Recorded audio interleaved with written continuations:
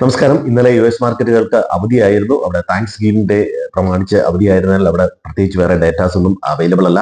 Indian market ഇന്നലെ all time high cut ചെയ്തു. ഏതാണ്ട് 14 മാസത്തോളം ഉള്ള ഹൈ ആണ് ഇന്നലെ മാർക്കറ്റ് കട്ട് ചെയ്തത്. അതിനുശേഷം ഒരു പ്രോഫിറ്റ് ബുക്കിംഗ് വന്നു. വീണ്ടും മാർക്കറ്റ് അതായത് 10ഓളം പോയിന്റ് നേട്ടത്തിലാണ് ഇന്നലെ ക്ലോസ് ചെയ്തത്. മാർക്കറ്റ് അത് നിലനിർത്താനാവുമോ എന്നുള്ളത് പ്രത്യേകം ശ്രദ്ധിക്കേണ്ടതാണ്. മാർക്കറ്റിനെ സംബന്ധിച്ച് ഇന്നും സെയിം റെസിസ്റ്റൻസ് തന്നെയാണ് വരുന്നത്. 26,245, 26,280, 26,310 ലെവലുകൾ തന്നെയാണ് റെസിസ്റ്റൻസ് ആയിട്ട് വരുന്നത്. ഇത് നല്ല രീതിയിൽ കട്ട് ചെയ്ത് പോയാൽ മാർക്കറ്റിനെ സംബന്ധിച്ചിടത്തോളം അത് നേട്ടമായിരിക്കും. എന്നാൽ കഴിഞ്ഞ ദിവസവും FIs ബയേഴ്സ് ആയിരുന്ന FIs വീണ്ടും സെല്ലേഴ്സ് ആയിട്ടുണ്ട്. ഡൊമസ്റ്റിക് ഇൻസ്റ്റിറ്റ്യൂഷൻസിന്റെ അതുപോലെ റീറ്റെയിൽ ട്രേഡേഴ്സും ബുള്ളിഷ് ആയിട്ട് തന്നെ F&O പൊസിഷനിൽ നിൽക്കുന്നു. 81% ഷോർട്ട് പൊസിഷനിലാണ് FIs ഇപ്പോഴും നിൽക്കുന്നത്. ഇന്ന് പ്രധാനപ്പെട്ട ഇന്ത്യയുടെ GDP ഡേറ്റ വരും. Q2 GDP ഡേറ്റ വരും. 7.5 ആ റേഞ്ചാണ് പ്രതീക്ഷിക്കുന്നത്. 7ൽ താഴെയാണ് ഒരുപക്ഷെ മാർക്കറ്റിൽ സെല്ലിംഗ് ഉണ്ടാകാനുള്ള സാധ്യതയുണ്ട്. ഇൻഡസ്ട്രിയൽ പ്രൊഡക്ഷൻ ഡേറ്റ ഇന്ന് വരും. അതുപോലെ ബാങ്കിന്റെ ഡെപ്പോസിറ്റ് ലോൺ ഗ്രോത്ത് ഡേറ്റ ഇന്ന് വരും. US മാർക്കറ്റിലാണെങ്കിലും ഇന്ന് US GDP ഡേറ്റ ഇന്ന് പുറത്തു വരും. രാവിലെ ജപ്പാന്റെ കൺസ്യൂമർ ഇൻഫ്ലേഷൻ ഡേറ്റ വന്നിരുന്നു. ആ കൺസ്യൂമർ ഇൻഫ്ലേഷൻ ഡേറ്റ അല്പം ഉയർന്ന രീതിയിലാണ്. ഏഷ്യൻ മാർക്കറ്റുകളൊക്കെ ഇപ്പോൾ അല്പം നെഗറ്റീവിലാണ് ട്രേഡിംഗ് നടക്കുന്നത്.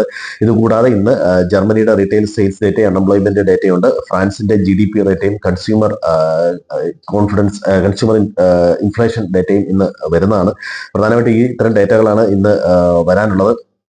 റോയിട്ടേഴ്സിന്റെ പോൾ പറയുന്നത് RBI വീണ്ടും റേറ്റ് കട്ട് ഉണ്ടാവും എന്ന രീതിയിലാണ് പറയുന്നത്. US റേറ്റ് കട്ടും ഇന്ത്യയിലെ റേറ്റ് കട്ടും അതുപോലെ മികച്ച രീതിയിൽ വന്ന റിസൾട്ടുകളും ഒക്കെയാണ് മാർക്കറ്റിനെ ഇതേ രീതിയിൽ നയിച്ചിരിക്കുന്നത്. ഇന്ത്യയിലും അടുത്ത ക്വാർട്ടർലി റിസൾട്ട് മികച്ചതായിരിക്കും എന്നാണ് പൊതുവെ ഉള്ള ഒരു പ്രതീക്ഷ. അപ്പോൾ മാർക്കറ്റിനെ സംബന്ധിച്ചിടത്തോളം ഒരു പോസിറ്റീവായിട്ടുള്ള ഒരു ഗ്ലോബൽ ആയാലും ഇന്ത്യയിലായാലും പോസിറ്റീവായിട്ടുള്ള ഒരു അവസ്ഥയാണ് ഉള്ളത്. ഉക്രൈൻ റഷ്യ യുദ്ധം തുടർന്നാൽ ഒരുപക്ഷെ ക്രൂഡ് ഓയിലിനും അത് ഇന്ത്യക്ക് നേട്ടമാകും. അപ്പോൾ പ്രതീക്ഷിച്ചതുപോലെ തന്നെയുള്ള അവസ്ഥകളാണ് ഇന്ത്യയെ സംബന്ധിച്ചിടത്തോളം. അതുപോലെ വിവിധ റേറ്റിംഗ് ഏജൻസികൾ ഇന്ത്യൻ മാർക്കറ്റിന് നല്ല രീതിയിലുള്ള ടാർഗറ്റുകളാണ്. 30,000, 28,000 ഒക്കെ ആണ് ടാർഗറ്റ് പറയുന്നത്. JP മോർഗൻ 30,000 ടാർഗറ്റ് പറയുന്നുണ്ട്. IMF ആണ് ഇന്ത്യയുടെ പ്രതീക്ഷിച്ചതിന്റെ അത്രയും വളർച്ച വരുന്നില്ല, ഒരു വർഷം കൂടെ ലേറ്റ് ആവും എന്ന തരത്തിൽ പ്രഖ്യാപിച്ചിരിക്കുന്നത്. ബാക്കിയുള്ളവരെ മിക്ക റേറ്റിംഗ് ഏജൻസികളും ഇന്ത്യയിലെ ബാങ്കിങ് ഏജൻസികളും ഇന്ത്യയുടെ ഗ്രോത്ത് നല്ല രീതിയിലാണ് ഫോർകാസ്റ്റ് ചെയ്തിരിക്കുന്നത്. അപ്പോൾ എല്ലാവരും സ്റ്റോക്ക് സ്പെസിഫിക് ആയിട്ട് നീങ്ങുക. മാർക്കറ്റിൽ പ്രത്യേകിച്ച് അമേരിക്കൻ മാർക്കറ്റ് ഇല്ലാത്തതുകൊണ്ട് വേറെ പ്രത്യേകിച്ച് ഡേറ്റ ഒന്നും ഇല്ലാത്തതുകൊണ്ട് ഒരു നോർമൽ ആയിട്ടുള്ള ഒരു പെർഫോമൻസ് ആണ്. അതായത് ടെക്നിക്കൽ ആയിട്ടുള്ള ഒരു പെർഫോമൻസ് മാർക്കറ്റിൽ പ്രതീക്ഷിക്കാം. പക്ഷേ വൈകുന്നേരം വരുന്ന GDP ഡേറ്റ വളരെ ക്രൂഷ്യലാണ്. അപ്പോൾ എല്ലാവർക്കും നല്ലൊരു ട്രേഡിംഗ് ദിനം ആശംസിക്കുന്നു. Thank you.